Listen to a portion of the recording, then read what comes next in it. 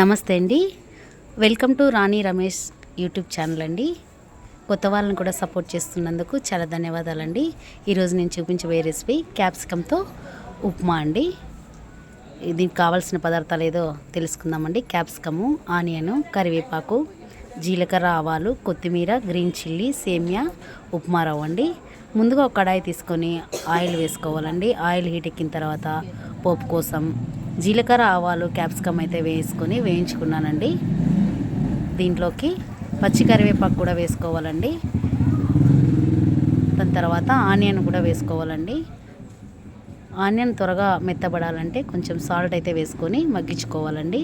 మగ్గిన తర్వాత నేనైతే 1 కప్పు ఉప్మా రవ్వ కోసం అయితే 2 కప్స్ వాటర్ అయితే తీసుకున్నానండి. ఈ వాటర్ మగ్గిన తర్వాత ఉప్మా రవ్వ అయితే వేసుకున్నానండి.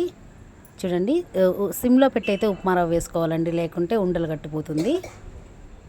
ఈ విధంగా కలుపుతూనే ఉండాలండి. కొంచెం కలిపిన తర్వాత సాల్ట్ అయితే చెక్ చేసుకోవాలండి. ఈ బ్యాచిలర్స్ కోసం అయితే చాలా బాగుంటుందండి ఉప్మా రవ్వ. చిన్నపిల్లలు అయితే చాలా బాగా లైక్ చేస్తారండి. టేస్ట్ అయితే చాలా బాగుందండి. ఈ ఉప్మా రవ్వలోకి పల్లీలను కూడా వేసుకోవచ్చండి. మరి పోపు దినుసులు, పచ్చిశనగపప్పు, ఉద్దిబేళ్ళు కూడా వేసుకోవచ్చండి. మా పిల్లలకైతే అవి ఇష్టం లేదని వేయలేదండి. చూడండి ఎంత స్మూత్గా ఉందో ఉప్మా రవ్వ. సిమ్లో పెట్టి అయితే చేసుకోవాలండి. చూడండి, పొడి పొడిగా కొత్తిమీర వేసుకొని గార్నిష్ చేసుకోండి. ఎంతో టేస్టీ అయిన క్యాప్సికమ్ ఉప్మా రవ్వ అయితే రెడీ అయిపోయిందండి. వీడియో కనుక మీకు నచ్చినట్లయితే లైక్ చేయండి, షేర్ చేయండి, సబ్స్క్రైబ్ అయితే చేసుకోండి. Thank you.